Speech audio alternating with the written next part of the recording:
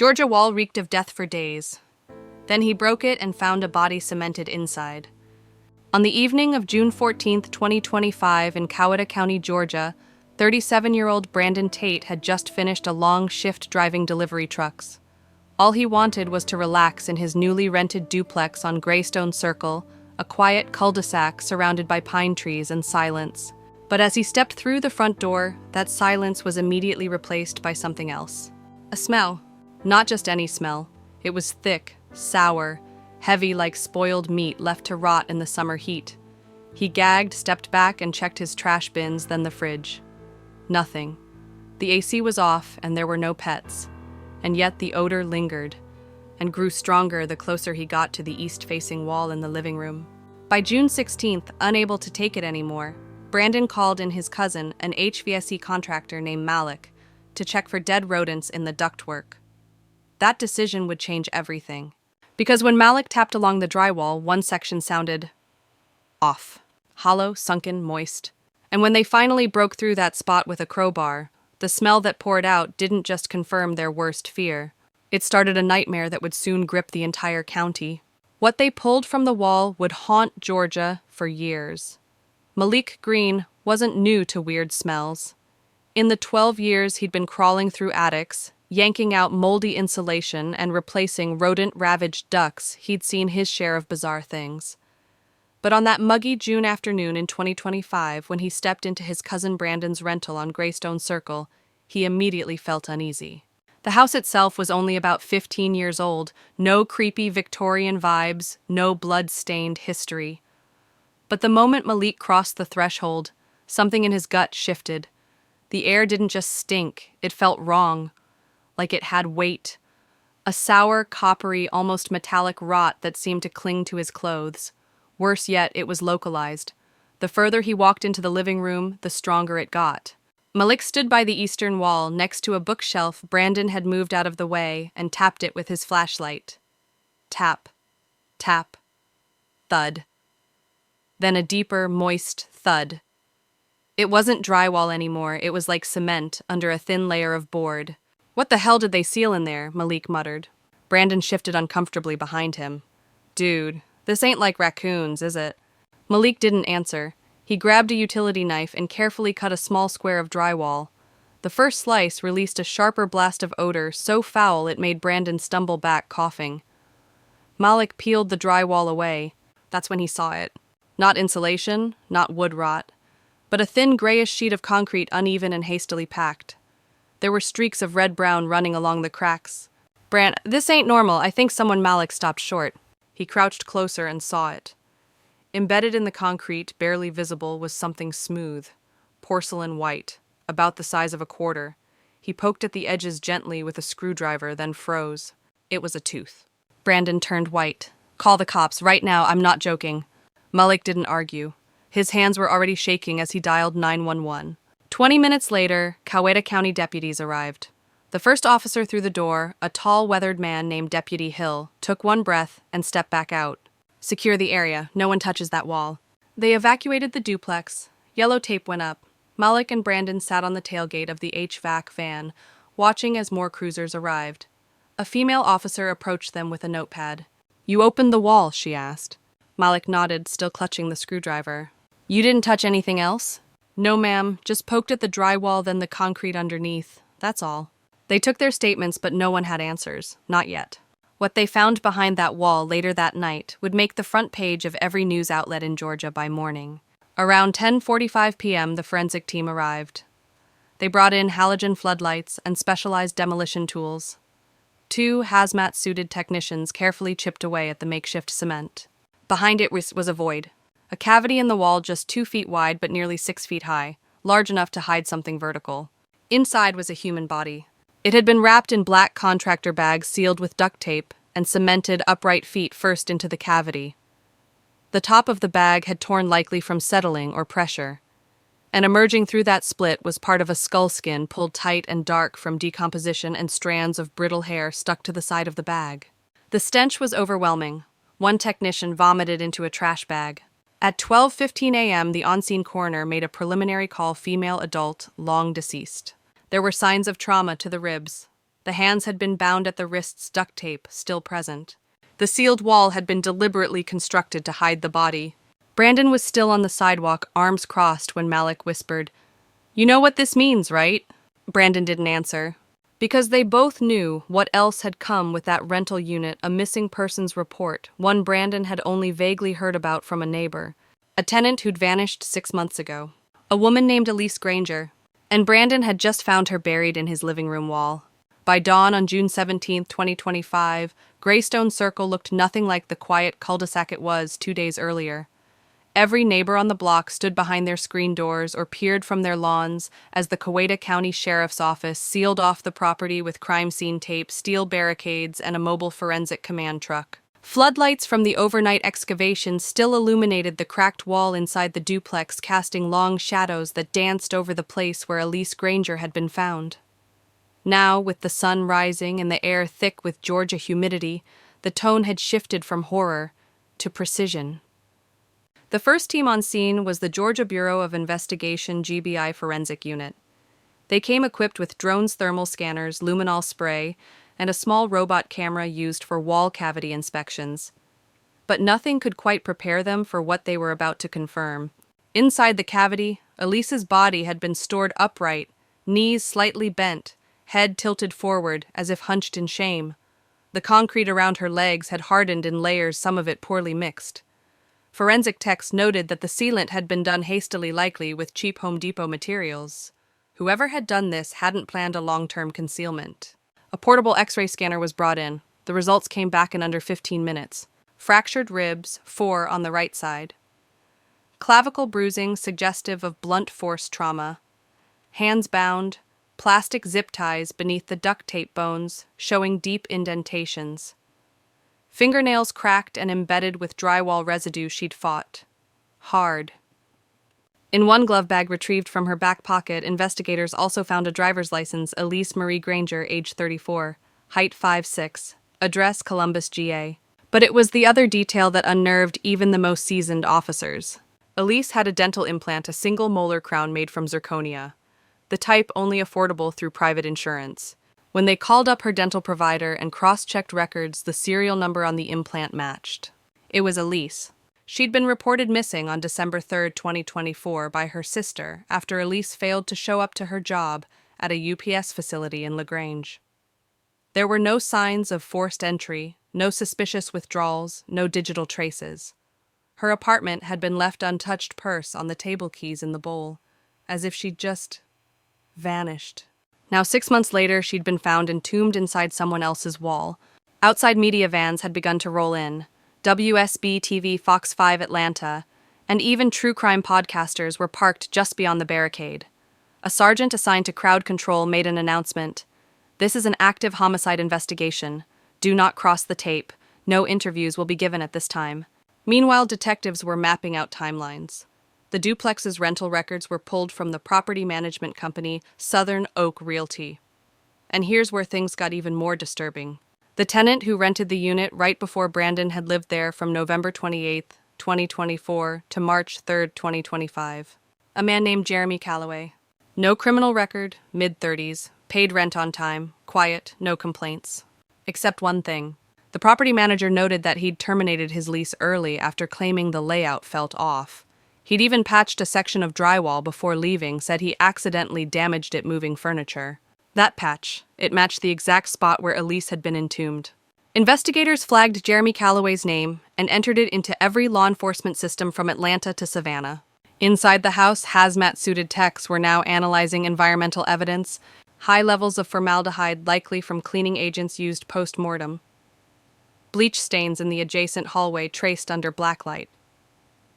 Mildew growth around the baseboard suggesting the seal hadn't been perfect, and gases had leaked slowly over time.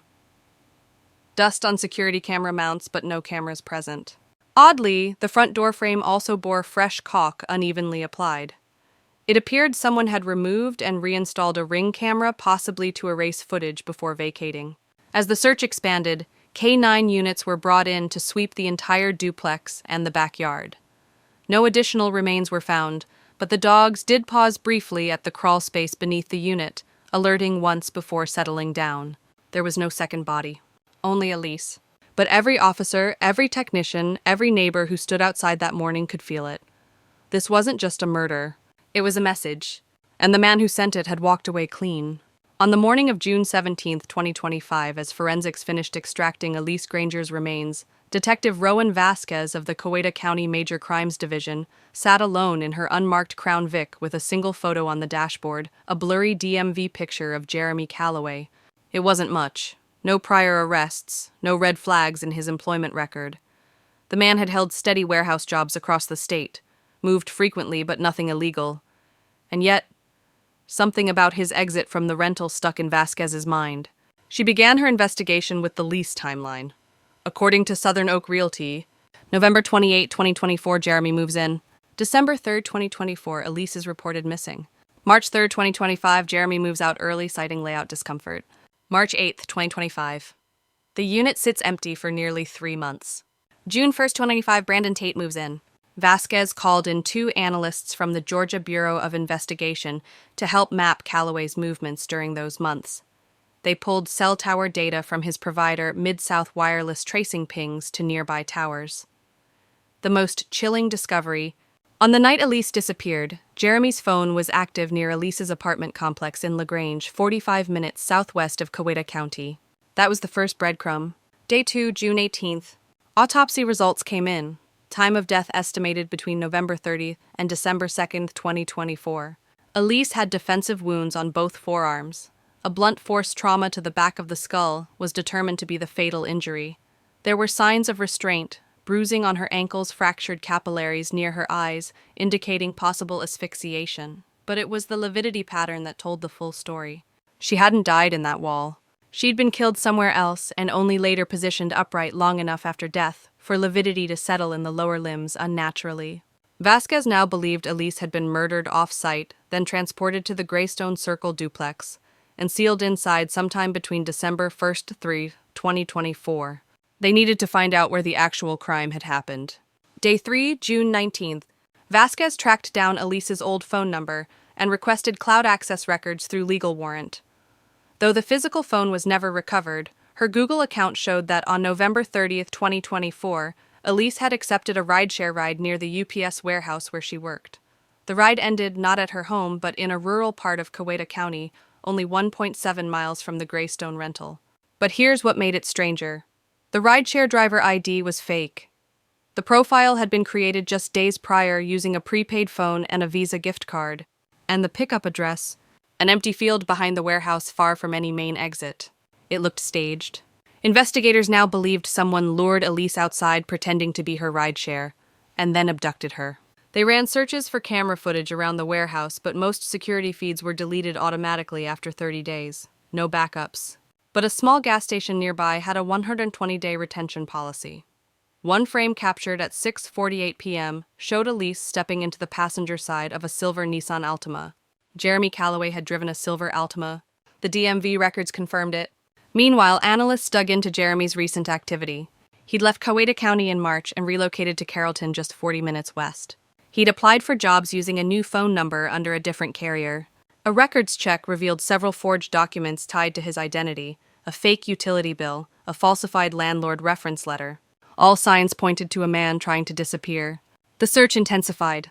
Detectives filed a statewide BOLO, be on the lookout for Calloway, including vehicle plate, last known residence, and photo. But the man had gone underground. Back at Elise's apartment, investigators made one final sweep. Tucked inside her bedroom nightstand was a small blue notebook filled with hastily written entries. One page stood out. "I feel like he's watching me again. Same car outside UPS. Silver. I told Taylor if I go missing start with the guy who asked about my schedule." The name Taylor was underlined. Vasquez tracked Taylor down, Elise's co-worker and friend from the UPS facility. Taylor told her Elise had complained about a man she briefly dated a few months earlier. They went out twice. She said he got intense, like showing up randomly trying to get her to skip work. She told him it was over and blocked him. Taylor never learned his last name, just his first, Jeremy.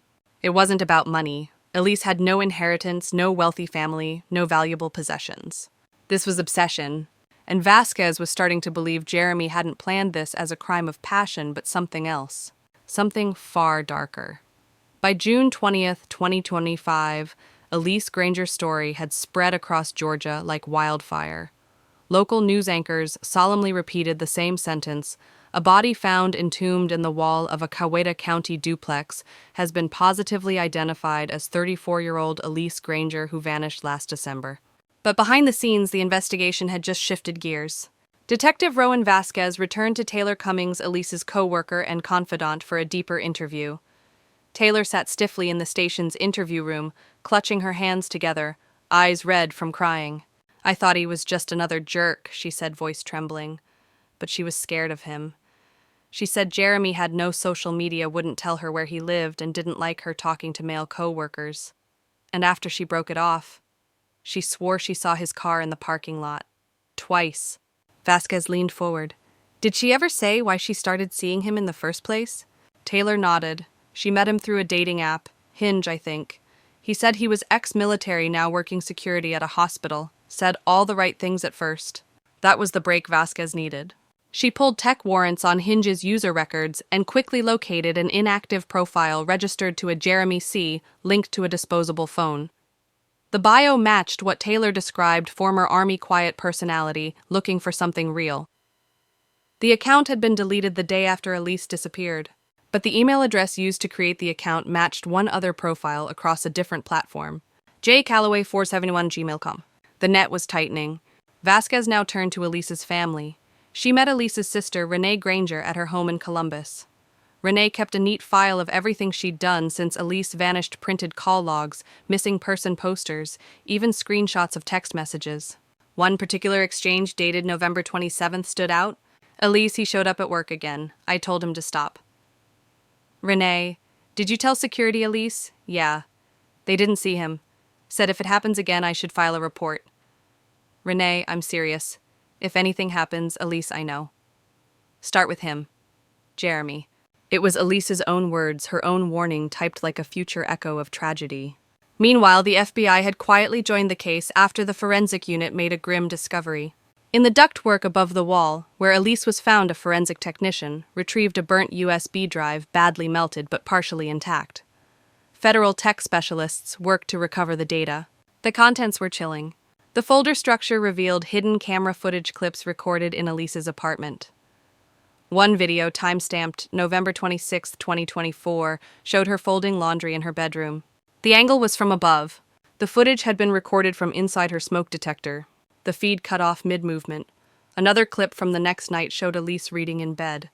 Then a slow, soft creak of her bedroom door moving slightly. Whoever had installed the camera had also been inside her home. Vasquez pushed to reopen any related cold cases in surrounding counties. What if Elise wasn't the first? Jeremy Calloway's background showed 3 previous addresses, including one in Dadeville, Alabama, where a young woman named Caitlin Torres had vanished in 2022. No charges had ever been filed. Her body was never found. But here's where the cases overlapped. Caitlin had also met a man named Jeremy, briefly dated him, then disappeared. Vasquez made the call to Dadeville PD. She requested full access to their open file. The killer wasn't just someone Elise had dated. He was potentially a serial predator, a man who hunted women through dating apps, learned their routines, then vanished before anyone could connect the dots. Then came the twist no one saw coming. Jeremy Calloway had a brother, named Daniel Calloway, age 39, a former construction foreman who'd served time for assault in 2015. A grudge holder, temperamental, but most importantly still living in Georgia. The two had worked together sporadically on housing flips and remodels, including a brief stint renovating Southern Oak Realty properties, which included the duplex on Greystone Circle. Now it wasn't just a matter of who sealed Elise behind that wall. It was which brother did it, and whether they both knew. Detectives brought in Daniel Calloway for questioning. He was arrogant, defensive, and laughed when Elise's name was mentioned. "I didn't kill no girl. I do drywall and pipes, that's it." But when they searched his current garage, they found dozens of leftover materials bags of the exact quick-dry cement used to seal the wall. A receipt dated December 2nd, 2024, showed a cash purchase from a Home Depot 5 miles from the duplex. And a second receipt, same day, same location, was found in Jeremy's name. 2 brothers, 1 murder, and a concrete tomb that pointed to both. On June 24, 2025, 5 days after Elise Granger's body was discovered, And just hours after both Jeremy and Daniel Calloway had been placed under round-the-clock surveillance, police finally made their move. At 6:17 a.m., GBI agents and Coweta County deputies arrived at a modest ranch house on the outskirts of Carrollton, Georgia, where Jeremy had been renting a room under a fake name. They found him sitting on the back porch drinking instant coffee and staring into a wooded tree line. He didn't run. He didn't argue. He simply whispered, "I've been waiting." Inside the interrogation room later that afternoon, Jeremy sat across from Detective Vasquez, pale and hollow-eyed. He hadn't asked for a lawyer. What followed wasn't a confident confession. It was fractured, rambling. At times he seemed to disassociate entirely, but buried within the disconnected mutterings was a clear, devastating truth. Jeremy had met Elise Granger on Hinge. He was lonely, said he wasn't right in the head back then, told her he was ex-military because he thought it would make him seem stable, confident, safe. She laughed like nobody else, he said, smiling for just a moment. When she said goodbye, it felt like I stopped existing again. After 2 dates, Elise had blocked him, but he'd already memorized her routine. She worked late, Tuesdays, Fridays, always got gas on McPherson, didn't double lock her back door. He said this like he was reciting a checklist. The night Elise vanished, November 30th, 2024. Jeremy had staged the fake rideshare using a burner phone and gift card. He'd waited in the shadows outside her warehouse job, knowing she'd come out the side exit where it was darker. She thought I was someone else. Got in. I had blankets in the back seat. It didn't take long to get her quiet. He drove her to the Greystone duplex. He'd been staying there for just 2 days. She was breathing, but not talking. I think I hit her too hard. I didn't mean to. At first. He kept her in the bathroom for almost 12 hours. Bound. Gagged. He claimed he was trying to talk her down, trying to make her understand that she didn't have to be afraid. She looked through me, like I was nobody, like I didn't exist again. On the second morning, Elise tried to run. He panicked, slammed her into the sink. Her head hit the tile. He said it was instant. She made a sound like a balloon deflating, then nothing. Jeremy collapsed in the interview chair, sobbing uncontrollably for a full minute. Detective Vasquez didn't speak. When asked about the wall, Jeremy said he couldn't stand the quiet. I kept hearing her, in my dreams, in the walls. I needed to make sure she'd never come back. He admitted he didn't know how to dispose of a body, so he did the only thing he knew: build around it. He went to Home Depot, bought 5 bags of quick-set concrete, reinforced a cavity between studs, sealed her in upright like a statue. Then he taped drywall over the spot, painted it, put a bookshelf in front of it. I thought if I buried it deep enough, he whispered it'd go away. He paused, then added, but it didn't. When asked whether his brother Daniel helped him, Jeremy hesitated. No, he said flatly. I called him after. I told him what I did. He said I was screwed, told me not to talk, said he'd come patch it right. He's the one who brought the bags. He stared at the wall. He never asked who she was. That silence told Vasquez everything. Daniel Calloway was arrested that evening for accessory after the fact to murder obstruction and improper disposal of human remains. He refused to speak, but forensic accountants later uncovered a $2,000 wire transfer Jeremy had sent him the day after the wall was sealed. Payment. Jeremy pled guilty to second-degree murder, unlawful imprisonment, and tampering with evidence. He avoided the death penalty by cooperating fully. But during his sentencing hearing in October 2025, he was asked by the judge why he had installed a camera inside Elise's smoke detector. Jeremy's answer was quiet. I didn't want her to forget me. The courtroom sat in stunned silence. Elise's sister wept audibly in the gallery. Then the judge said, "You weren't forgotten, Mr. Calloway. You were feared." Jeremy Calloway was sentenced to life without the possibility of parole. Daniel received 12 years for obstruction and conspiracy. The duplex on Greystone Circle remained vacant for months after the investigation ended. Neighbors said no matter how many times the inside was bleached, painted, renovated, it never felt right. The new drywall over that eastern wall stood too flat, too quiet. A makeshift memorial bloomed just beyond the front steps, hand-picked flowers, tea-light candles in glass jars, and a laminated photo of Elise Granger smiling in her UPS uniform. Someone even nailed a tiny wooden sign into the lawn. Her life mattered. Say her name. The landlord eventually sold the property at a steep loss. The new owner tore down the unit entirely in early 2026. At the center of it all was Renee Granger, Elise's sister, who became the face of justice for forgotten victims. But for Renee, the word justice always rang hollow. "I didn't want a conviction," she said quietly during a local news interview. "I wanted my sister back. I wanted one more phone call. I wanted to tell her she wasn't stupid for trusting someone. She was human and kind, and she shouldn't have died alone behind a wall like trash." Renee never returned to Elise's apartment in Columbus. She left the lease to expire and moved in with their mother in Atlanta. But she kept two things from Elise's room: the blue notebook and a worn stuffed penguin Elise had since she was 10. She carries them both to every advocacy event she attends. The Georgia state legislature, pushed by public pressure, passed a bill in Elise's name, the Digital Ghosting Act, which required dating platforms to store user chat logs for 6 months and cooperate more quickly with law enforcement during missing persons cases. It also funded specialized task forces to investigate crimes where victims met suspects online, a phenomenon on the rise across the U.S. Elise's case wasn't the first, but it was the one that broke through. Because Elise didn't vanish into the woods. She didn't walk away. She was taken methodically, quietly, and sealed into a wall while life carried on around her. As for Brandon Tate, the man who found her, he never returned to trucking. He went on disability for PTSD and moved in with his aunt outside Savannah. "I see her face sometimes," he told a counselor. "Not bloody or scary, just disappointed. Like she waited 6 months for someone to hear her." He still avoids houses with drywall heating ducts. And Jeremy, he was transferred to Georgia State Prison, where he remains under suicide watch. He hasn't spoken to his brother since the sentencing. But once in a monitored call with a prison therapist, he reportedly whispered, "If I had just left her alone, she'd be alive. But I didn't know how to be invisible again." Every so often, someone driving through Coweta County will glance down at a patch of freshly planted grass near Greystone Circle and feel something. Not a chill, not fear, just silence, because Elise Granger's body was buried. But the nightmare never left.